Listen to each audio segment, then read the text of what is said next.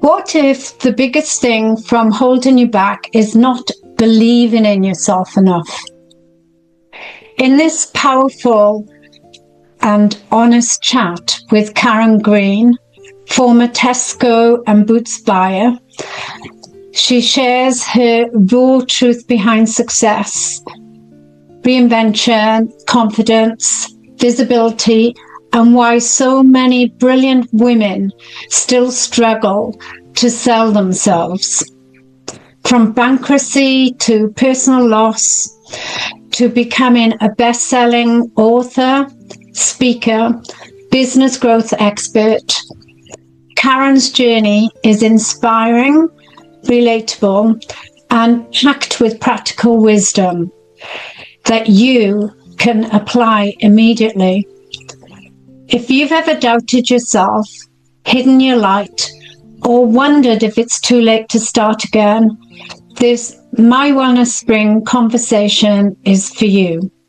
Welcome, Karen, to Wellness Spring. It's so lovely to have you on the show. Thank you for having me. I'm so excited. It's been a while since you and I last saw each other, I think. Yeah, well, I've been living in Australia for 5.5 years now. So the time has gone like that.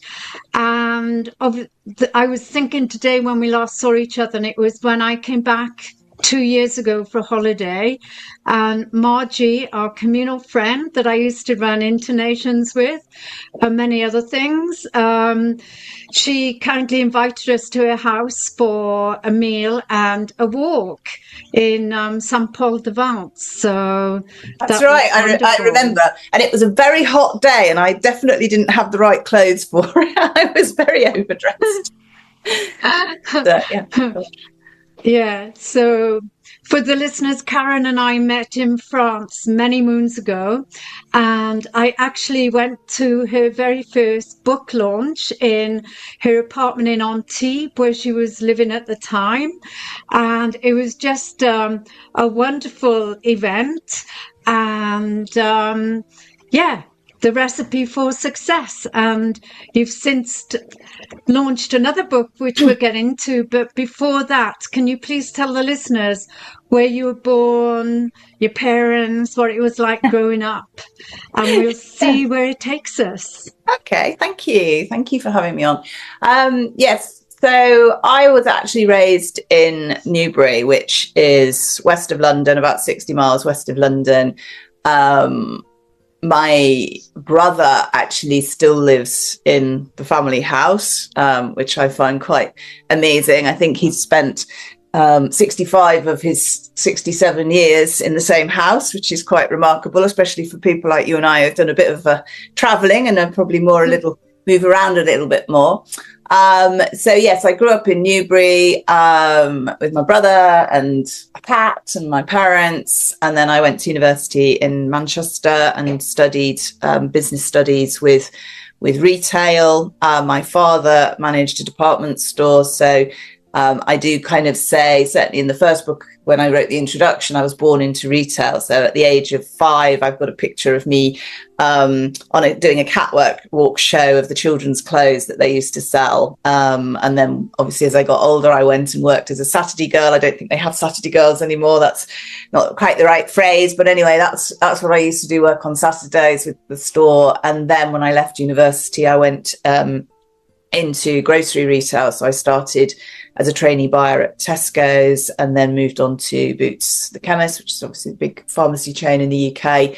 And I bought vitamins and supplements and I had 14 years there. And then crossed the table and started working with different food companies. So I was with a variety of companies making, from turkeys to Christmas puddings to sushi, a really random, but always sales, always commercial. And I actually bought the apartment that you mentioned in Antibes, probably about 26 years ago. And I was always, when you have those days and you go, right, that's it, I'm going to France. And then, of course, I had 2 young children at the time and I couldn't move them. So I decided that when my daughter was 18 and went to uni, I would come to France and find out what it was like. And so that was my plan. I was actually a commercial director for a sushi company at the time. I said to the MD, can I do it remotely? And this is pre-COVID, pre-Zoom. I think we had a wee bit of Skype, but not much else. And he went, no, of course not. And I went, oh. So it's, so that was quite difficult. So then I started to think, well, what can I do? What's my strengths? I really understand grocery retail. I understand sales. So I came to Antibes. I wrote the book really as a marketing exercise to give me more credibility, to say to people, look, this is my story. This is what I teach. This is what I deliver. And that led to me speaking at various events, food and drink expos. And I still do that now. I'm at the Private Label Manufacturers Association. Actually, it's this month now, delivering a talk on how the roles of buying and selling are very similar, what the similarities are, and what people need to understand about each other. So that's really good. And then I work a lot with food founders, mostly female, if I'm honest, a lot of women of color, a lot of women all around the world. I did a 3-year contract with United Nations as UK sales advisor, working with companies overseas, helping them come into the UK. So a lot of my work is, even though I live in France, is based on bringing products over to the UK. So that's my potted CV in 2 minutes. What else can I tell you? Yeah, I was just expecting where you went to school and Sorry, so forth. That's all right. And it was great that you mentioned your daughter, because she's currently in Australia, isn't she, at the moment? Yeah, I've got 2 children. So Katie is in Sydney. She came over a year ago, last January, and she's working at North Shore and enjoying it, really enjoying it. I think she's finding it so different to the UK and NHS. And then my son still lives in Nottingham. So when I went to work for Boots, I moved to Nottingham, and he's still there. He works for HSBC in IT. He's bought a house, and I'm really proud of him, actually. I'm proud of both of them for different reasons. And Jack's done so well saving up the money to buy a house, because I think it's incredibly hard for young people now to get on the property ladder. So he's done incredibly well. And, and Katie, obviously having the resilience to push on through and get through to medical school and do that. I am definitely proud mom. Not. And rightly so. And you mentioned that most of your clients are women. How can I've always thought that women would struggle with buying, because having a women's group in France and Monaco, and the people that chatted with me, what do you think is a good tool for women to become more confident negotiator? And why do you think there's so many women buyers? Why are there so many women buyers? I don't know. I've never actually thought about that. It's an interesting question. The food founders and suppliers is a different story, but certainly you're right. There are a lot of female buyers. And now if you look at certainly the grocery multiples, a lot of women have gone to the very senior places. So, for example, I'm working with a company at the moment, and we are targeting the product development teams, and I would say 90% of them are female. Why is that? I actually think they are tougher than men in negotiation. I think they're more determined to get what they want. I think they're better communicators. They're better at building relationships. I don't think if you go and look at, for example, the way some of the bigger retailers used to train their buyers, they would actually train the relationship building out of you. Because if you build a relationship, if you and I have a relationship and you ask me for something, I will try and give it to you, because it's just human nature. We want to help people. But actually, in some negotiations, although this is changing now, it's better for them to be a bit more standoffish. So I think it's interesting. There's more female buyers within the national account management and the sales side. Certainly from the bigger corporates, it was definitely more male dominated. And I don't know whether that's because the lifestyle is, you know, in the old days, you started in sales as a rep out on the road, and it was quite a different environment. Whereas now there are more women in sales, but not as many. So more buyers, less sellers. I haven't really answered the question because I actually don't know the answer. You've got me kind of thinking, I don't know, why are women so much better at buying? But I do think it's because of the ability maybe to build rapport quickly and to actually really know how to get what they want, I guess. I don't know, because that's counterintuitive to other parts of female life, but it certainly works in buying. Yeah. Well, I think, you know, because I ran so many networks in France. I had the International Professionals Network and the Holistic Professionals Network, and everybody struggled to, you know, I used to say, stand up and for 20 seconds, without saying, I'm a doctor, I'm a nurse, I'm a cleaner, this, that, or the other, just give it a 20-second spiel. And a lot of people would struggle with that. And I said to them, they're like, oh no, I couldn't. And they had this thing about, I can't sell anything. And I'm like, it doesn't matter what you do in life. From a young age, you are selling yourself. You're talking to people. You stand in a line, waiting for a coffee, someone might talk to you. You're speaking to people all the time. So why do you think there's so many brilliant, talented people who struggle to sell themselves? When I was little, I got told not to show off.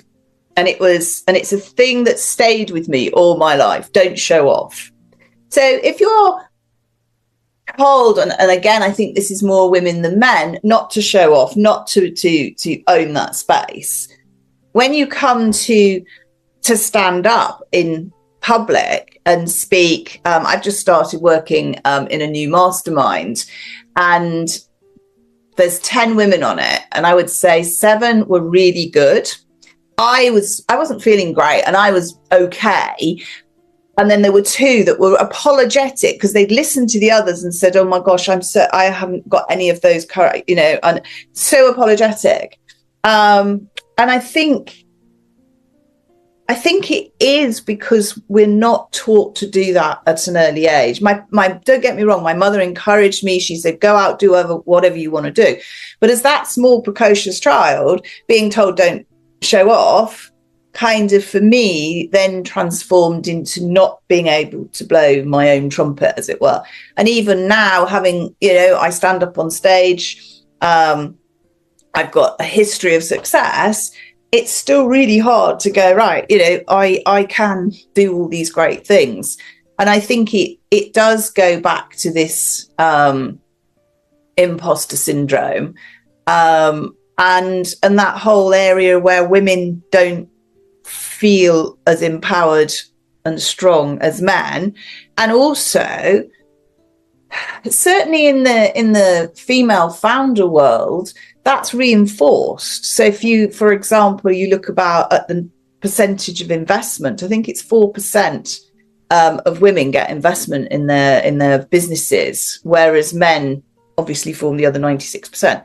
So it's being reinforced all the time. So you're constantly having to push against the tide. It's a lot better than it was. It's certainly better than when I started out. But I think that's partly what it is. It's how you start out in childhood. it's the reinforcement of behaviors as you go through life. And it's that kind of insecurity. I mean, you look at my daughter, she's amazing. She's done amazingly well. She went to a state school. A lot of doctors are trained, you know, they go to private schools and they're hothoused.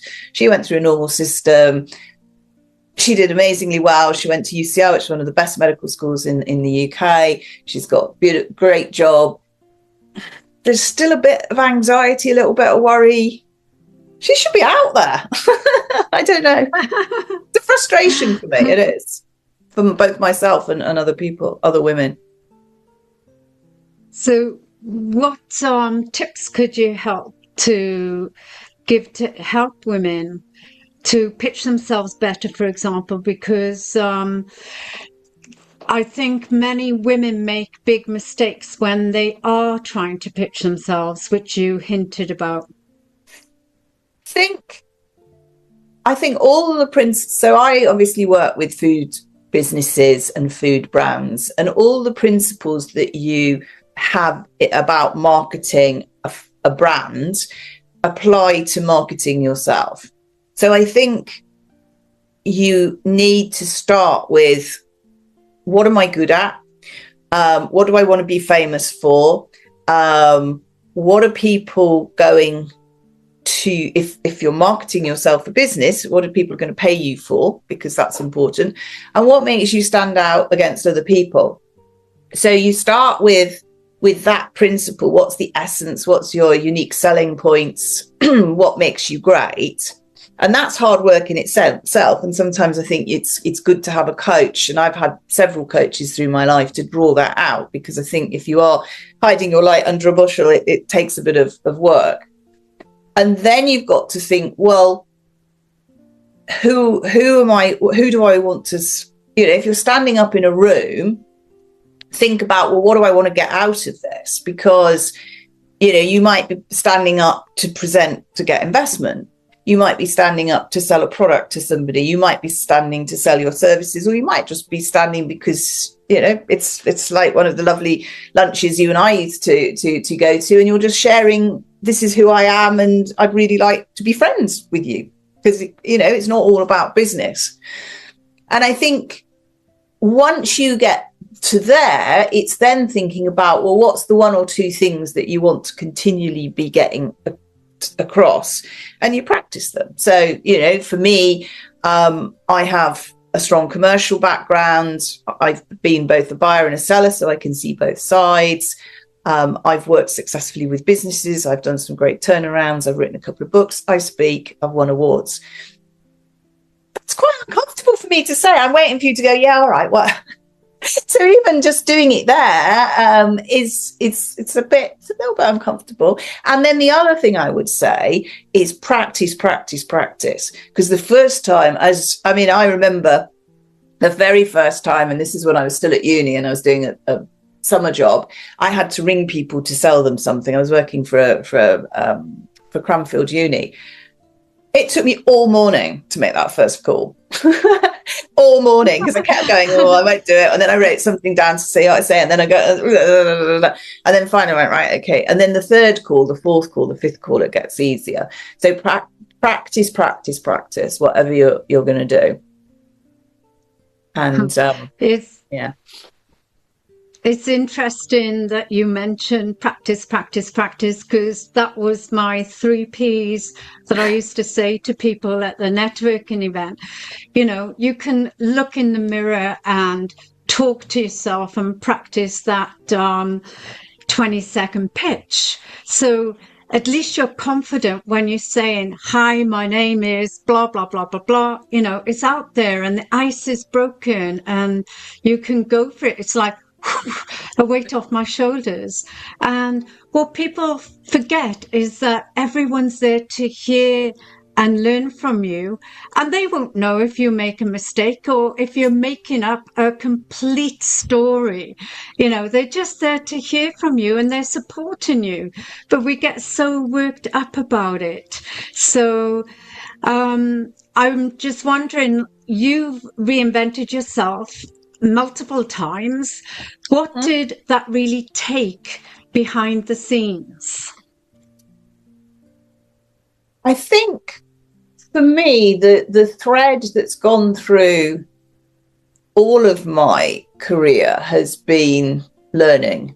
So not so much formal learning. I do joke that I do like to collect the odd certificate, and along the way I've done some different things. I did do a yoga teacher training course. I did train as a PT at one stage, which were a little bit off piste. But I think from certainly when I left Boots, so that was my transition from buying to selling. I actually took voluntary redundancy, and I was very lucky to get an outplacement program, and they taught me how to network. They taught me how to do outreach. In those days, of course, we didn't have internet, so we were writing letters and ringing people. So back to that ringing again.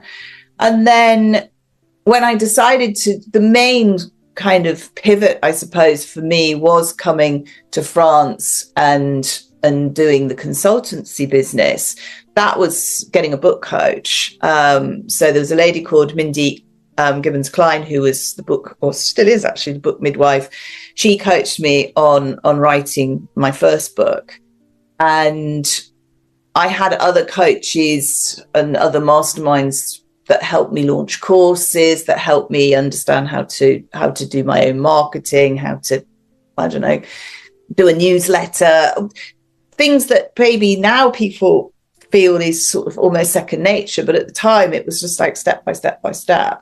But I think that constant learning, and as I say, as I mentioned, I'm now part of a new mastermind because I'm sort of getting to very much the third age of my career, where I want to do things a little bit differently, maybe slow down a little bit, but still, put out new books, put out different things. And actually this mastermind is women like me. So it's this sort of age, which again is quite interesting, because a lot of people, I'm 60 now, and a lot of women are retiring, and I've got friends who are retiring and saying, well, you should retire. And I'm like, fancy retiring. Yeah, I want to do something different. So I do think the thing that's kept me going and helped me is that coaching, is that learning, and surrounding myself with the right people at the right time. And I think, your friends often will stay a constant kind of backbone through your life, but then different people come in and out when you need them, really. If you attract them, it works quite well. You've mentioned the mastermind a couple of times. Can you explain what that's about? Yeah, so this is I think this is the first time I've actually done a mastermind, whereby there's 10 women who are all working in the consultancy space, one degree or another. And it's run by Lucy, who actually was my book coach for the second book, and a lady called Michaela Brown, who is a marketeer and a LinkedIn expert, which is of particular interest to me. So there's an element of learning there, but it's not, there's not sessions every week, learn this, learn that, which is slightly different. So every month we get together, 3 of us each month have a hot seat. We bring a business challenge, and then the rest of the group hot seat around it. There's 3 in-person meetings a year as well, and then there's some private one-to-one coaching. So for me, that's one of the challenges, and I don't know if you probably didn't find it, because I know yours was much more social, but because I work with people in the UK and I live in France, you can feel very isolated sometimes. And certainly as a solopreneur, that is quite isolating. You might have clients, you have people to marketeers, you have people to talk to, but it's really nice to have that mastermind and people who are rooting for you in a different way, I suppose. So I'm quite excited about that. We'll see how it goes. No, it sounds amazing. But actually being a solopreneur, which I was in France, because I did massage, beauty, healing, etc., plus run the events. You are a one-man show. So this is one of the reasons why I started the network businesses, because I thought all corporate people like financiers, lawyers, doctors, etc., corporates, they all need relaxation, they need breath work, meditation, massage, anything to calm their minds down. And, for corporate women, you want to look your best. So I was doing all the oxygen facials and things like that. But basically, you're on your own. So the idea behind it was to get people, especially because like you and I were from a foreign country and it was mainly for expatriates.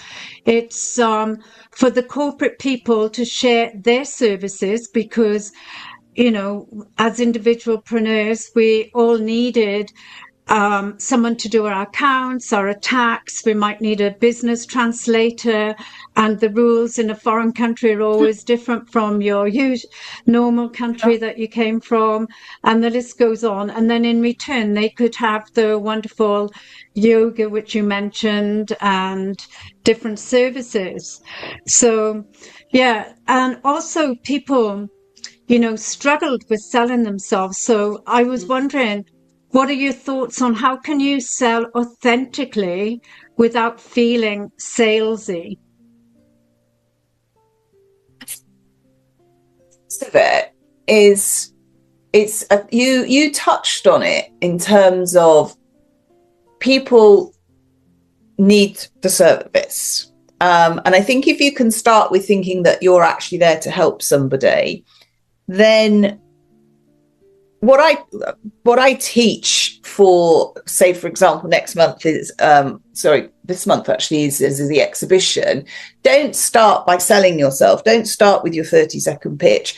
Ask what the other person does, because if you're going to help somebody, you need to do, even if it's only a 1 or 2 question diagnosis, you need to understand what that person is in need of, is looking for, and then in your mind you can shape what you are selling, because you're not actually then selling, you're actually saying, okay, that person needs accounting services, I'm an accountant, and for example, I've just started working with somebody at the moment because there's a new thing in changing legislation in the UK, in France, where you have to now do all your filing online through a portal. So you could say, oh, okay, are you a small entrepreneur? Have you seen the new legislation? And that person goes, oh God, no, I haven't. What is it? Or yeah, and I'm really worried about it. You go, oh, okay, well, I have a service this is what I do. So that then makes it as a conversation rather than a sales pitch. I think we all have a perception of people. We've all been hard sold to. And I think that's, it goes back to your bad experience, whether that's, double glazing salesman is the one that always springs to my mind, which you don't really get anymore. Or maybe when you're in a foreign country and people come up and say, do you want to buy a necklace, a wrap, etc., and you're being hassled. That's maybe sometimes the misperception that people have about sales. And if you translate it and say, well, actually, what I'm doing is I have a good thing that this person might need, and I can help that person and make a difference in their life or solve their problem. And if you translate it in your head in that way, sales suddenly, it's not icky anymore. It's just, it's a helpful conversation, and you're doing good in the world. And I think that's where you've got to get to. Think that what you do, what you sell is helpful and useful and worth paying for, obviously. Because we've got to make money. It's all about building the rapport. So even when you go for an appointment to a doctor or specialist, they might not have the best bedside manners, but you could build the rapport with the receptionist and try and warm the atmosphere before you go and see them. But a lot of people are going through overwhelm and uncertainty and anxiety, and mentioned a couple of things. So there's a saying, sometimes you have to break down to break through. So was there a moment in your life where everything broke, and how did that reshape who you are today?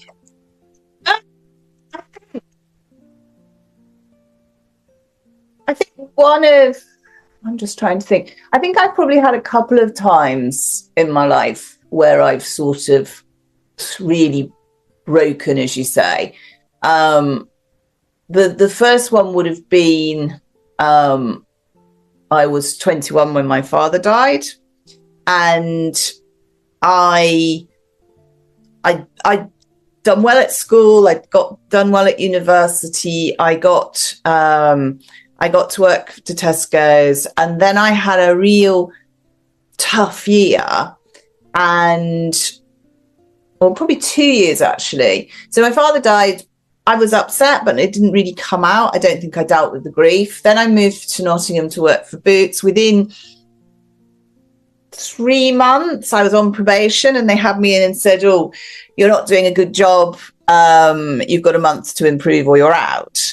And I was like, "What? I'm not that person. I'm not that person. I don't have failure in my history. I just..." And I think and then I'd been in. I'd had the real first love, and I'd been very much in love, and that broke up as well. And that's where I went to pieces, and I really struggled. I stopped eating. I've never not eaten. Well, actually, once more when my mother died. Actually, I did stop eating for a while. And yeah, it was really, really hard. And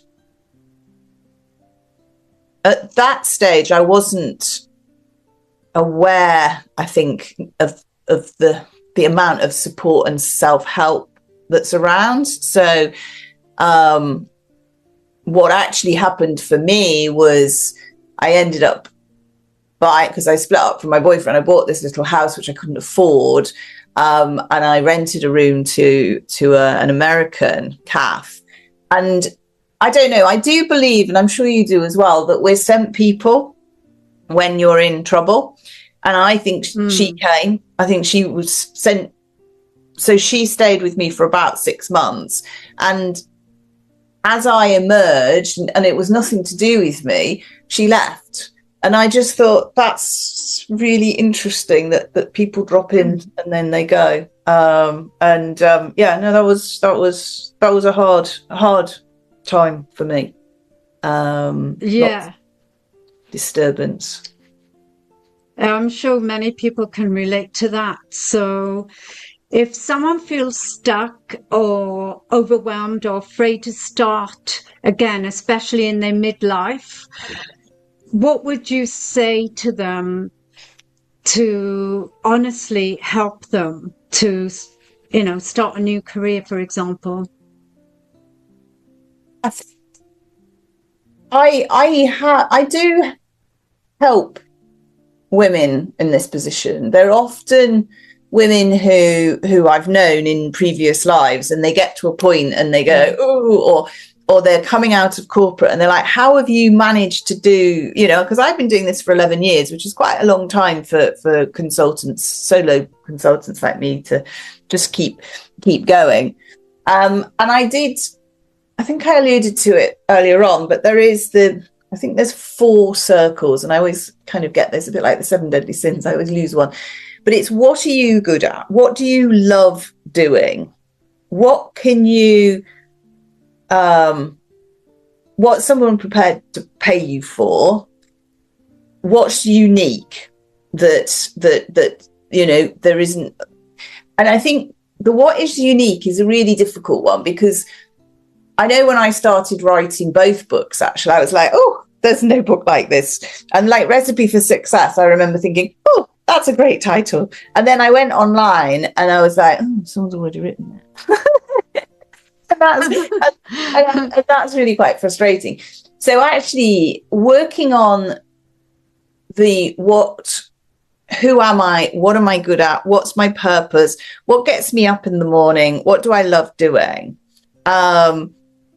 And then what am I good at? Those are really key. And then again, it's fine to have all those things, but if nobody needs it, it's not actually that useful. So you've got to find somebody who wants to pay you for that, and enough people. And one of my experiences over the last 11 years is, to be honest, the people who really need my help are food founders, startups, who are probably in the first 2 years, but they honestly don't have enough money to pay for a consultant or a mentor when they're paying for developing products, etc., etc. So you've got to find someone who is willing to pay. And obviously, if you've got something unique, and it doesn't have to be, I don't know, we're all brilliant in our own way. And I know that there's other people who do what I do. And sometimes I do see them on LinkedIn and I go, oh, I saw it this week, actually, somebody who's brilliant. And I know she's brilliant. She's going to be speaking at an event, which I'd have liked to be at. And I was like, why have I got that?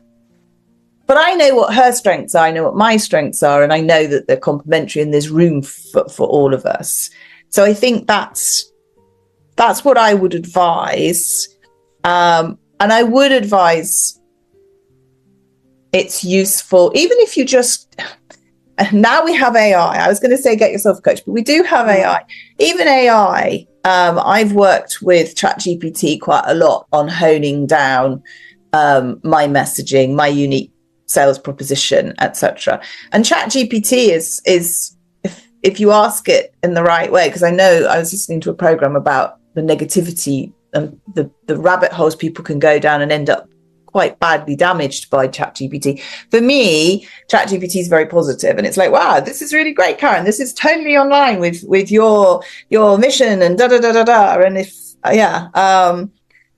so that also helps just to clarify what do I want to do. And networking events are great, actually. And wherever you are, there's lots of women's groups. There's women's groups in the UK. I'm not a member because I can't, but there's I don't know if you've heard of Queen Ages. So no, I haven't. It's a lady called Eleanor Mills. She has written a book. It is called Queen Ages. Really interesting woman. She's an ex-journalist. I think she was at the Sunday Times. She got to a point one day in her early 50s, went in and they went, "You're redundant." And it was a real shock to her. So she wrote, because she's a writer, she wrote a book about it. And now she's got Queen Ager circles. And I think the definition of a Queen Ager is probably over 50. So that's quite an interesting network. But there's lots of different groups. And I think we need, if you are overwhelmed and you do want to start again, it's finding your people, which is really important. I totally agree. You have to find your tribe. Otherwise, like you said, you're selling, you put all that information out there. But if the people don't need that information, you're barking up the wrong tree. So you mentioned success a couple of times. So what does success look like for you now? And how does it fit in with well-being? So I think, for me, success has been, I mentioned that I've done a personal trainer and yoga teacher training. I ran a gym for a while, from 2006 to 2009. And to cut a long story short, it bankrupted me. So it didn't work. I had loans, personal loans that I'd guaranteed personally. I declared bankruptcy, so I had nothing. And from that now, I have my house, which is paid off, mortgage free. I have another apartment, a little rental property. I've got a reasonable pension pot. I'm not wealthy, but I'm okay. I've got 2 lovely children, and touch wood, I'm healthy. And I think the financial side is material. The children and the health is non-material. But I think the thing that I'm probably still striving for is to increase my friendship network. You know, I'd still love to have another romantic relationship. I'm single at the moment. So that area is probably the area where I'm like, need to work on that. And the other thing I've noticed as I've got older, certainly in the last 2 or 3 years, and this does relate back to wellness, I do get tired more quickly, and I'm somebody who, you know, people will go, gosh, you're doing so much, you know, you're renting that property and you're running that business and you're writing another book and I don't know how you manage it. And now I'm like, I'm not sure I can. I got super exhausted. I had flu at Christmas and it really knocked me for 6. And I really was at that sort of overwhelm point. And I actually went on a retreat in Morocco and rested for a week. And it was amazing, actually. So I've been asking people what rest is because I genuinely struggle with the definition of rest. And it may well seem obvious to everyone else, but to me, rest is a little bit of an odd thing to have in my life. But I know it's important. I know it's important for my well-being. And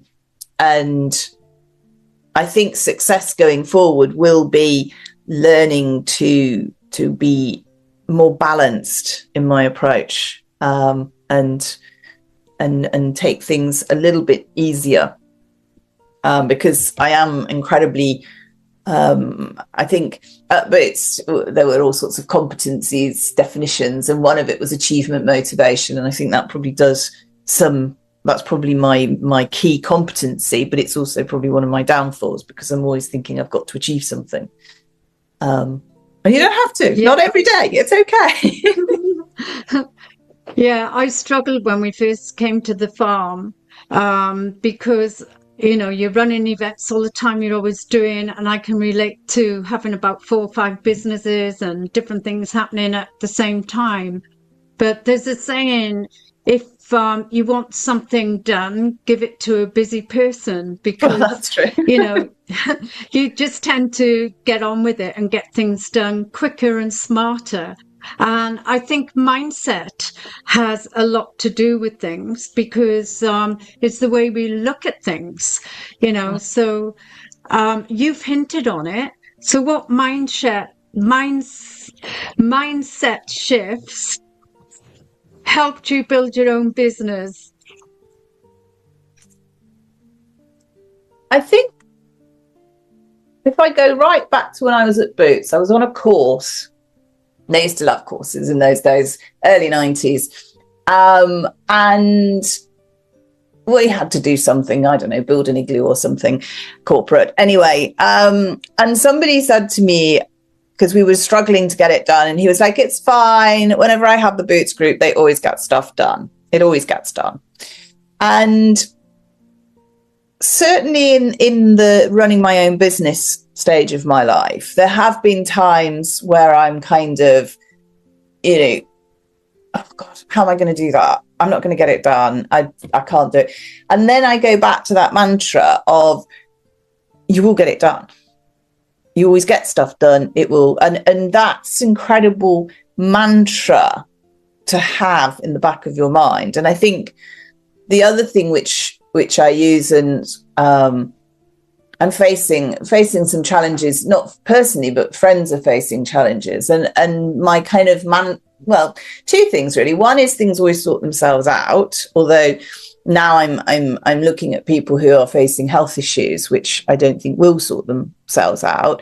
And then the other philosophy that I've adopted, where in real extreme times, is 1 day at a time, or even 1 hour at a time.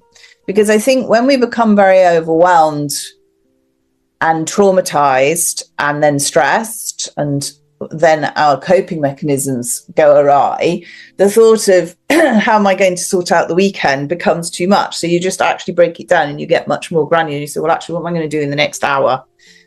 How's the next day? And then the last thing actually that really helped me, I was struggling a few years ago, which I haven't actually done for a long time, but I I kept a gratitude diary for a month, and that was really powerful. I was really struggling, and I still do actually, you know, when I go to bed or if I wake up in the middle of the night, I do actually go through and do a gratitude list. You know, what am I grateful for? And that can be very powerful and jolt you out of the doldrums, as it were. You must practice gratitude? Absolutely. And I've run many circles with large groups, either physically or online over the years. Gratitude is one of the highest vibrations. And even it's good to do like minimum, give gratitude for 3 things on waking and before you go to sleep. Because even if you're homeless, you're still breathing. And, you know, there's always someone worse off than yourself. And with you covered a lot with the health and the stress. And I personally believe prevention is the best cure. And there's so many people out there now, you know, when I started out 4 decades ago, you know, meditation and yoga was woo-woo and energy healing and so forth. Now it's seen as science, you know, Yes. everything is science-based. So it's changed. And I'm not sure if you were aware, but I healed my own cancer, like a massive tumor in my thyroid and 1 each on my ovaries within a couple of weeks. Naturally, when the doctors wanted to rush me in and operate and so forth. And I've since helped loads of people to heal themselves. And then you got Dr. Joe Dispenza and many other people who, you know, just having people together. And he's witnessed people with stage 4 cancer resuming to normal health and people who are in wheelchairs and so forth. So for me, when I got diagnosed, I felt it like a big relief. You know, most people be like, ah. And I was going the following week to New Zealand for the British Lions tour. And I was like, no, I'm not going into hospital today. You have to give me a few weeks. I've got to change my mindset around it. I've got to come to terms with it. I've been still standing. They pulled Brian aside, my partner. You know, she should be in hospital, try and talk her out of it. She'd be lucky to make the flight to New Zealand and blah, blah, blah. But anyway, when I came back, it was a total remission. And I kept going for my 3 monthly checks, and I realized I was getting stressed to go for my 3 monthly checks. And then my Reiki master said, Beverley, if you keep going looking, the doctors are searching, they'll find something. And this is keeping you in that I'm not in perfect alignment. And for me, that changed everything in my life, because it's all about remembering that we are whole and complete. You know, who we truly are at our core, our sovereignty, divinity, you know, we are perfect. We are enough. And our soul signed up for all the challenges and know that we can face everything. It's just that we've forgotten. And, you know, and just even little things like you're saying, do the mantras, which are amazing, and go to the gym, do what makes you feel good, because it's no good going to the gym if it doesn't make you happy. Go for a walk in nature, barefoot ideally. Go skipping in the park, whatever floats your boat. You know, there's so many great things to do. And talking about wellness, as it is a wellness show, what is your number one wellness go-to? So I think for me, having come from a world of food, I think eating well is my number one priority. I think I have some strong views about food, having worked in the vitamins market for a long time and seeing how they work and how they don't work. And I know I have some controversial views, but I do think if you eat well, and living here in France, I'm sure where you are, it's good food. I think not eating ultra processed foods, not eating processed foods, I do drink alcohol still, but very much less than I used to. Making sure I eat lots of fresh fruit and vegetables. I do eat meat, but not very much. I eat fish, but not very much. Well, probably more fish, actually. And being aware of what I put in my body is one thing. And then the other thing is health. Is exercise. So I have a dog. And I think for me, I mean, I used to run probably 2 or 3 times a week before I had Tao. My knees really don't like it anymore. So now he and I we walk for an hour every day. I live now up in the hills above near Grass. So I'm out in nature every day. And then I do practice yoga 2 or 3 times a week. And meditation, I'm not very good at meditation. I have really got into different breathing techniques, and I do some meditation as part of the yoga, but I think that's my area that I need to work more on, because I don't make enough time for it. So yes, that's when you go, I know I need to be doing that. I think you gave us a whole program of wellness then. So any one of those tips to your listeners are brilliant. And with meditation, there's a lot of misinformation about it. So meditation, it simply means calming down your mind and just, to close your eyes and take one conscious breath in and one conscious breath out. You could say, I'm breathing in divine love, breathing out divine love.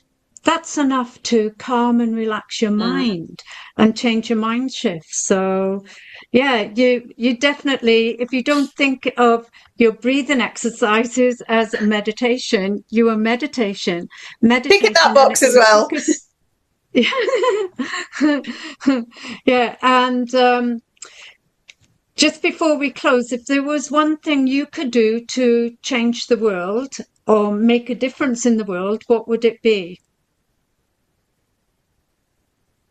It would definitely be make sure people have enough to eat, because I'm appalled by how many millions of people there are in the world that haven't got enough food. And the fact that in parts of the Western world, we are throwing a significant amount of food away, and then there's another group of people and who are medicating to lose weight when there's starving people, and I find that juxtaposition incredibly difficult. So if I could change the world and have everybody have enough to eat and to be able to eat well without being dragged into obesity for whatever reason, that would be my gift, definitely. Yeah. And for me personally, I think there's so many different definitions of eating well. And I think your body will tell you what you need. But having travelled around Australia for a few years and many other countries, I personally think, after seeing the degradation and degraded, it was heartbreaking looking at so many land, the soil, and Mother Earth is dying, through chemical usage, deforestation, and the list goes on. For me, it's all about organic food, and you can grow your own food on your balcony if in an apartment, for example, or bring your herbs inside. Even just one little change is enough just to start the health process. Yes. No, you're absolutely right. And I was chairing a panel about sustainable growth, and I got some pushback from people saying, well, it's not possible to do organic because we wouldn't have enough food. And that's not true. I have looked at the academia. I mean, and it is possible. It would be expensive to start with, but it's feasible. And as you rightly say, if we don't do it, we will destroy planet Earth. But I think the problem is that companies are getting better, but they are fairly short-termist. And in your and my lifetime, probably won't matter. In my daughter's children's lifetime, definitely. going to be trouble. Yeah. And when people talk about expense, it's like you either pay the farmer now, or you pay the pharmacy, as in farmer, later, which is going to cost the most. And it's, as you're a buyer and seller, it's all about cost, what costs you now and what costs you later, the long term. Yeah. No, you're absolutely right. And, over Christmas in the UK, a lot of the major grocers were selling a kilo or a pound of carrots for 4p and potatoes for 12p.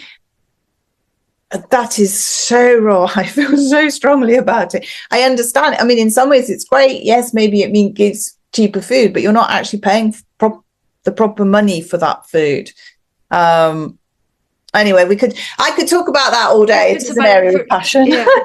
Yeah, the same. And what I meant to say was, when the farmers are growing it and not using chemicals, because they have to pay an outrageous amount for the chemicals, and they're in debt to the banks and so forth. Their yield is 5 times better than the chemical produced food. So it might cost the farmer a bit to change over, but once they've done that, you've got the quality of the food. And for the buyers, people buying the food, if everybody bought the organic, there'd be a market for it and the price would come down. All right. But anyway, did you want to talk quickly about Buyerology?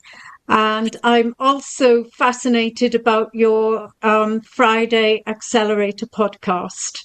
Thank you. Two questions for you.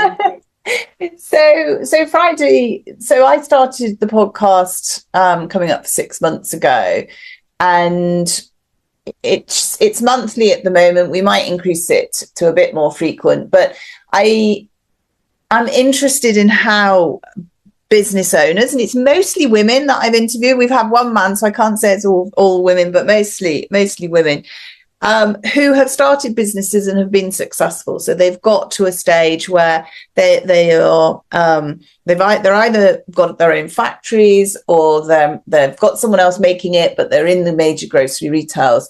And it's understanding how they started, how they get through the day-to-day, and how they keep businesses on track and their longer-term visions, so that people who are listening can actually learn how to get their business to do better. And it doesn't have to be a food business or a product-based business. The principles are the same. And Buyerology, which is my second book, the subtitle is Know Your Buyer, Sell More and Sell Better. And it goes back to what I was saying earlier on about when you're thinking about selling, you need to understand who you're selling to.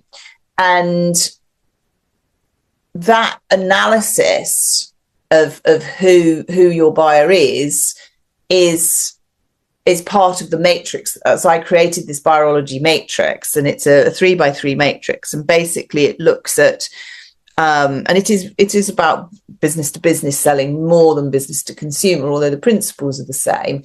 So you look at who the person is that you're selling to, who the company is, and then what's the interaction between the buyer and their company. So what's their position within the business?